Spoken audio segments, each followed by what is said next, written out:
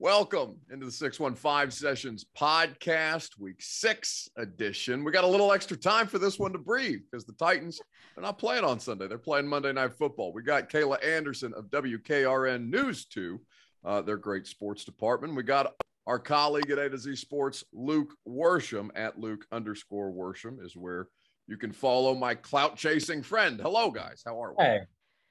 Hello there. What, you resent the comment? I mean, I don't dislike clout, but I don't really chase it, I don't think. I would strongly disagree with that based on how much more hot takey you've become on Twitter, which I respect. I respect the behavior because I myself exhibit the behavior. Kayla can not the only one noticing it. Apparently Mike Vrabel is noticing I was just going to say Mike Vrabel even has read Luke's tweets. So there you go. Kayla, does that make you feel better that you don't tweet more, that the head coach isn't peeling through your Twitter timeline for all your criticisms? I was actually wondering, like, whose timelines is he hitting up, right? Because exactly, I know you're on there clearly, but it's like, what makes you have, first of all, any time to be doing that? Because I don't know where he has the time to be checking on Twitter, but even to admit it, I mean, I wouldn't be admitting it if I was a coach. Well, that's the headline to come out of this, right, Luke? Kayla Anderson alleges that Mike Vrabel is being negligent in his duties and scrolling Twitter too much. That's what we're running with. Well, yeah, like last night I was at the Predators game, and I tweeted something about, like, it's great to be at a game where I don't have to cover it and I can just kind of sit back and enjoy. And Alex Doherty, our Preds guy, was like, well, Julio was here, so you're on the clock now. And I'm like, well, I have to write that Julio needs to get back to his rehab and get out of the Predators game. I saw that a bunch of times on Twitter yesterday because we are all idiots, apparently. But that's what we're going to talk about to start off with, because Julio Jones, a full participant, now through 3 days of work for the Tennessee Titans. Of course, they'll have one more day of practice on the field before they play Monday night. But Kayla, I guess, AJ talked about a snap count today, what he played on in Jacksonville. Mike Vrabel said he doesn't know what we're talking about when we bring up snap counts, so I don't know who's lying, but somebody is. What do you think they do with Julio at this point, given that he's been, fully back to work? Yeah, and just, I don't know if you guys had this impression from practice, but it just seemed weird, like we were getting one answer from players, a total different answer from Mike Vrabel in terms of whether it be the snap counts or like the injury situation. So with Julio being a full participant really for the past couple of weeks, right? Because he was in last week as well. No, just this week. Just this week. Yeah, just this week. I was thinking about Bud Dupree. But with Julio being a full participant, and from what he said today, which was like, I'm ready to go, I believe, like, first and foremost, he's going to play on Monday night. And I would think that he seems like he's healthy. He's not really bringing up the hamstring as an injury at this point. And so if you're trying to get the most out of this offense against a really good Bills team, I would think he's going to be out there a lot on Monday night. And I would hope that the same were to be said for AJ Brown. And I start to wonder, at what point maybe were they kind of saving these guys a little bit early on in the season for this upcoming part of the schedule, which is absolutely grueling. No, I think she's spot on, Luke. Yes, she is. But in terms of, I think the correct thing to do would be to throw 100% Julio out there, would be to throw AJ Brown out there for the full throttle. But sometimes the Titans fall into this strange trap of thinking that no player is better than another player. And, we'll put 22 out there, and 22 not being Derrick Henry is in like 22 people. We'll put the best 22 we got out there. And I would that be the best thing for them to do, to put Julio out there a lot? Yes. I don't expect them to do it. I mean, we're coming off of that Indianapolis Colts game where in the red zone, they've got Racey McMath and Nick Westbrook-Akina and Chester Rogers. Like, I don't really trust them to put Julio out a lot. Well, I mean, fortunately for Titans fans who were not enthusiastic about the Racey McMath Cam Batson, Nick Westbrook-Akina package. A lot of those dudes aren't available now. So now you have no choice but to use Julio Jones and AJ Brown. No, I mean, I think there's some truth to it, right? Mike is going to practice what he preaches, even if it's to their detriment. And if I really think that he thought he could win a game in New York with the aforementioned collection of skill position players. And it didn't end up working out that way. Now, honestly, the fault in that particular game was more on the defense collapsing in the second half and their problem with explosive plays all year long, which I'm sure we'll spend some time on Rashaan Evans and sound run gap assignment. But for the Titans right now, Kayla, I mean, honestly, I think that they're overmatched against Buffalo, but it's a shitty way to do the analysis, but I'm honestly sitting here thinking to myself, what the hell do we know? We haven't seen this whole thing put together yet. And Monday may be the closest look, even if it's not 100%, that we've gotten all season long.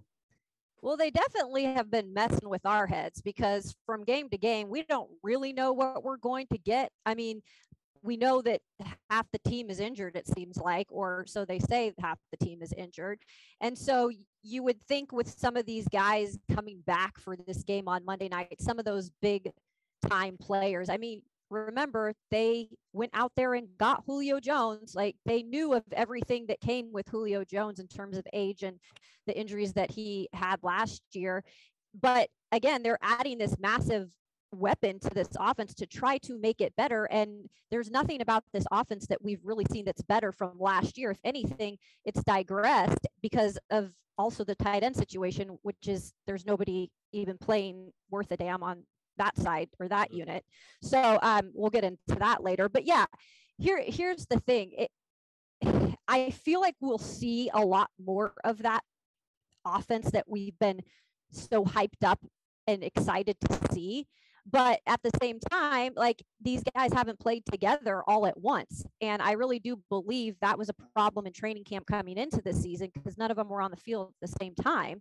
And if they can keep healthy on Monday night and not go in and out of the game with injuries, I feel like we'll see maybe a portion of what we were expected to see headed into the season.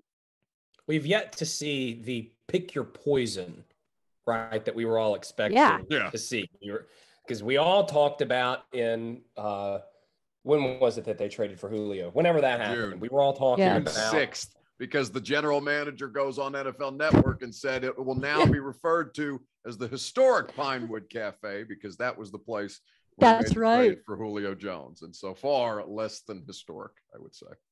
But we haven't seen that. We haven't seen the whole thing where you either stack the box against the run or you play off to cover these two stud receivers and whatever you do, you're going to lose because they've got these other options. We haven't seen that yet. They were all out there in week 1, but it was such a disaster and they were constantly in 2nd and 16 and 2nd and 15 and 3rd and 14 that Derrick Henry wasn't a threat. No one cared about him, which is a hard thing to accomplish for a defense.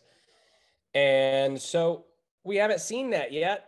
And it would be nice to see that because this Titans offense, and I wrote this in a column I wrote today, they've been characterized so far by being clunky, by being out of sync, and by being unexplosive. Oof. Oh, and that's how I describe them. Yeah. Well, you talked about explosive real quick, Luke. I mean, what's been nothing, exactly. Nothing has been explosive. They have had no explosive plays, which we were expecting to maybe see with adding, like you said, a guy like Julio and having AJ on the other side. And we saw so much creativity last year with Arthur Smith. And now I just feel like there's so much that has been lost in terms of this offense. And it's like, at what point are we going to see it added back in? Are we going to see it added back in? I think that's the question that everybody still is asking. If we don't see it Monday, I don't know when it's going to be added back in. I mean, the only things that have been exploding for this Titans offense are hamstrings. Like, every time that AJ Brown runs a fade, he ends up on the injury report the next week. And I don't know why this is happening, but like, I think of that Julio Jones 50-plus yard streak route against Seattle. And then what else? What other big play that wasn't Derrick Henry? They got 6 of them on the year, 6 what would be considered explosive plays, and 2 of them are on third and forever Jeremy McWeapon screen passes. So listen, that can't be the rest of the season, guys. That's what they're doing. That they have no choice. They have had no choice up to this point. I think the playbook is so limited right now, or at least it has been, because they don't have any damn football players. And like what Mike says about, we'll find 22 guys to get out there and play a football game and blah, blah, blah, blah, blah. It's all well and good. But even at the NFL level, you're not just winning within the margins. You also have to have the talent, and they have top end talent. It's just the top end talent hasn't been playing in these games or at least the first month of the season. But I mean, to that end, the defense is allowing explosive plays again. That's the exact same. I've talked to a lot of people over there in that building about, they have been better on third down. The defense looks better. Certainly their third down percentages because of their ability to pressure the quarterback. But the turnovers aren't coming. There are still guys getting misaligned. Kevin Byard has already brought up communication at least twice this season as it relates to, and I don't want to call them coverage busts because we don't know their playbook and we don't know who's supposed to be in what spot, but they're clearly giving these chunk plays up. I mean, they're at 11 that have gone for 30 or more at this point. Luke, I don't know what you do about the defense, given that you have joined my school of Shane Bowen apologists, and as we're accused of spreading propaganda on the internet when you wrote a column a couple of weeks ago. So I'm looking at the NFL defensive rankings right now, and the Titans are not in the bottom 10 of the league. They are, I believe, they are the 11th worst defense in the NFL. So they're pretty close, but they're not dead last. Right out of sight. Even in the bottom 10. And I think it's a mixture of things. I think injuries are part of the story here. Dane Cruikshank has not been good in relief of Amani Hooker. That's a guy who's always around the football, who I certainly had high expectations for and still do whenever he's able to get healthy. Jack Rabbit, Janoris, whatever you want to call him, Jenkins, spent the first 2 weeks slipping around and then was playing 20 yards off on 3rd and 4. And that's been a disappointment. They don't seem to like Caleb Farley very much, because when he played in relief of an injured Christian Fulton against Jacksonville, I want to say it was Koharski asked Vrabel on Monday, how did Farley perform, and did he earn himself some more opportunities? And what was the first thing out of Vrabel's mouth? Well, he had a holding that wiped out a third down stop. Penalty. Yeah. They hate Caleb Farley. I don't. It seems like it anyway. I don't know why, but I feel like it's more personnel. They also don't have Bud Dupree. That's been very strange. Like, I don't know what Shane Bowen is not doing schematically that he should be, because last year we all saw, right? They looked lost. No one was really close to being the right spot. Now it's like the players, they're being unaggressive. They're losing guys. It's no longer communication. It's just like they understand the calls. They're not executing them very well. Kayla, what do you make of how this Titans defense has done so far? Which is so interesting to me, because last year we just had the whole debacle of, Shane Bowen not actually having the title and Mike Vrabel having his hands all in this defense. And clearly that didn't go well. The communication word, I never want to use it again, because we used it every week with the Titans. But when we talk to these players individually, they all seem like this is better, right? Like we all feel better. We all feel like the communication has improved. Okay, so if that is the case now, and you respect Shane Bowen and you're soaking up what Shane Bowen is bringing to the table, then individually, like Luke was saying, because there are some really question marks with individuals specifically, what is happening?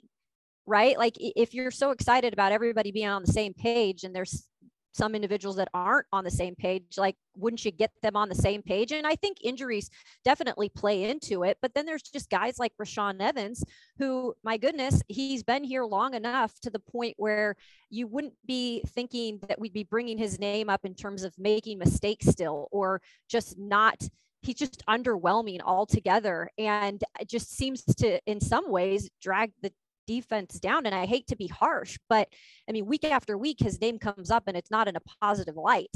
And I feel like there's some individuals maybe that are like that are not able to play up to the level they need to be playing at in the NFL. And so with injuries piled into that, it's just kind of off and on for this defense. I feel like we haven't really seen them do exactly what they're supposed to do this season. They're not supposed to be a top ranked defense by any means, but like you said, now the third down situation is better, but now it's giving up big pass plays. Like, when can we get this all working together? Yeah.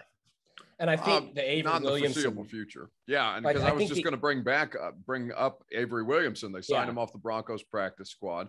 Rashawn did not perform well, certainly throughout, as if you would just grade him during that game on the whole. But I do know for a fact that they have felt better about him up until that point. And then, of course, there are missed gap assignments in run defense that you see.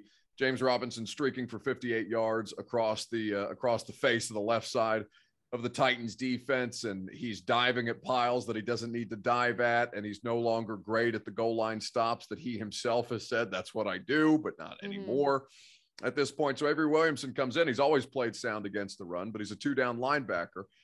Luke, I don't think that necessarily matters with what they have in David Long, even if David Long isn't the best in space. Well, the bad news is that unless you are in quarters defense, you have to play more than one linebacker on a given play. If they only had to play one, that's problem solved. And maybe they should just run quarters defense with Farley, Fulton, the other two. Mold. It's not going to be Farley. Yeah. I don't know. But when I asked Vrabel on Monday about Evans, he's like, well, we all got to be better. Like, I thought we might all stand up and hold hands and sing Amazing Grace or something. Right. After he said, we can all be better. Which is weird because, like I mentioned earlier, with Caleb Farley, he like roasted him. He's like, well, you had that. But the Avery Williamson signing tells you what you need to know, because Avery Williamson's biggest strength is Rashaan Evans' biggest weakness. Williamson is a smart player. He's instinctive. He knows where to go. He's not very athletic and he's not very good in coverage, but he's kind of always where he's supposed to be, especially in the run game, which Evans is not. And there's been some debate about whether that James Robinson 58-yard touchdown was Evans' fault, because it looked like he was out of place, but there's some talking apparently in the Titans building that, well, they were blitzing, and then some film buffs are like, well, there's no way he was blitzing. What you can't deny is that play on the goal line where he just dove at nothing. And the Titans would have us believe, he thought there was a sneak coming, so he was just, taking that out. If you watch the replay, when Evans' knees are bent and he is leaping, Trevor Lawrence is in the backfield with his arm stretched out, carrying out a play fake. There was no sneak coming. I don't know. And then Evans dove in the air at nothing. It's very, very strange. Now Kayla, they're waiting for development from the players in year 4. And at this point, you're probably as close to fully formed as you're going to be as a pro. Yeah. And it's a bummer for me to have to think this way about Rashaan Evans. I actually personally love the guy. He's great. He's great to talk to. And can we add in there, we haven't talked to him in a while, by the way, guys? I don't know if you've noticed that. I tried. Oh, you did even? Yeah. No, yeah. I wasn't allowed to talk to him, and I wasn't allowed to talk to Jayon right before I reported that Jayon has a MCL sprain. So they're bogarting those two pretty well right now. No state secrets on 104.5 The Zone. Well, and they couldn't give those two to us enough during the offseason. So that tells you where everything else is going right now. Can I just say too, I don't think that helps these players by any means. I mean, I don't think a lot of these players are going to whoever is putting them out there and deciding who's going out there day to day and saying, we're not talking, right? I don't really think that's the case. And for me, I'd rather just have a player come out like Bud Dupree did, even though Mike Vrabel didn't seem too happy about what he said, and be honest with us, because then we're not going to speculate, or we're not going to say, well, this is what this player is doing, or this is what he's not doing. If you just come out and say it, it's a story that day and then we move on. But when we have these situations where they're not allowing us to talk to guys, even though Rashaan Evans is healthy, he's going through another season where maybe there's some ups and downs, but like, let him explain himself. Like, let us ask the questions. That's what we're here to do. And that's what that's what part of their duties are too. Well, and I just touch on this, Luke, before you go, there's an approval process that goes through not just the PR organization, it goes through football organization, and football has final say over who is speaking to the media that day. So just keep that in mind. Go ahead, Luke. Well, I think with the injury thing, what I always go back to is I agree with Vrabel that giving a timeline is unfair to a player. Coming out and saying, it's week to week or 3 to 6 weekend, right? It's either unfair to the player or you end up like Frank Reich talking about Carson Wentz 5 to 12, which Vrabel laughed at on camera. That was fantastic. One of the best moments of training camp. But beyond, what I don't get is the denying there is an injury or not explaining the type. Right. And there have also been several cases throughout games this year where they didn't report an in-game injury. Like with Julio Jones, when he just disappeared against the Colts, there was never a Julio Jones hamstring questionable or anything like that. And at that point, you're not only in territory of hurting players, you're also getting very close to breach of rules fine territory, which is a dangerous place to be because it points your organization as being sort of shady like the New England Patriots. And look, I know the Titans want to be the New England Patriots. I was just going to say. But why don't they be the New England Patriots in terms of abusing the Jets? Because that's what the New England Patriots do, and the Titans don't or didn't. They do themselves a lot of disservices, but and I almost pulled an Eli Manning where I gave the camera middle fingers, which we could do because we're on a podcast. But what I'll say is that Mike's approach has consistently been, he's wildly consistent in the fact that it's double middle fingers. I'm gonna do what I want. And this is how I believe that the football team is best coached and best handled. And they've been certainly consistent in that regard. So I think, they're 5.5-point dogs. The last time I looked at my DraftKings Sportsbook app at home, Buffalo is overwhelming. They're scoring more points than anybody in football, and they're giving up fewer points than anybody in football. It's a tall task, and they will likely be, we don't know this for certain for those who will be listening through the weekend, but they're probably going to be out without Christian Fulton, their best corner. So at this point, it's a tough proposition. I don't bet the Titans games just out of ethical concerns, but I would probably take them plus 5.5 because the Titans exist to bother people in games like this. But they've also wildly disappointed in big moments, i.e. Sunday Night Football against the Green Bay Packers, even if there might have been some extenuating circumstances. I honestly, Kayla, I don't know what the hell to make this game. This is so hard. We were talking about this on the Tia Nation show we do every week, and prediction wise, we make our predictions at the end of the show, and we all picked the Bills, but it was really tough to not have something in the back of my mind saying pick the Titans, because guess what? The Titans do this every time they're completely counted out in a situation and they literally feel like their backs are pinned against the wall. They come and show up for these games. And I'm not saying it would be a blowout like it was last year against the Bills, because that was just weird circumstances leading into the game. But I feel like this is the type of game that they could play a great game, play almost a perfect game, maybe create, some turnovers in terms of what the Bills have to do is, they have to create turnovers. And if that's not going to happen, I don't feel like they can win this game. But there is something in the back of my mind saying they can win it. I just think when you look at it on paper and you're just thinking with your actual brain, you have to pick the Bills. They finished on the right side of the turnover differential last week, for what it's worth. And it's yes.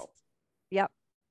I think this game is a big one for us and for the fans, because the reality is every game for the team is just a game, and it counts the same against the record.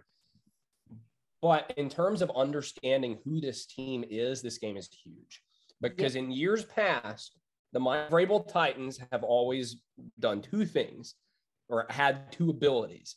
They can beat anyone, and boy, can they lose to anyone. And it's looked so far this year like that might be the case again. They beat a good, not great Seattle team in week 2. They beat the Colts. And week one's a wash because you don't even know that the Cardinals are going to be as good as they have been. But week 4, or whenever they played the Jets, week 4 against the Jets is the dud, very similar to the Bengals last year and the Bills back in 2018, right? Those kinds of losses happen every year. But also what the Titans do, with the exception of that Sunday night game against Green Bay in 2020, when they play good teams, they rise to the occasion. And they don't always win. They don't win every time they play a good team. But the Titans don't really get blown off the field by anyone. And that's a testament to Vrabel. And again, even when they struggle and don't look very good against the bad teams, when they sort of sleepwalk, they tend to win the games anyway, which is also a tribute to Vrabel. So we've seen parts of that formula, parts of that identity so far this year. Now we get to see if the whole part is there. We've seen them win a game against a good team. We've seen them struggle against bad teams and win. We've seen them struggle against bad teams and lose.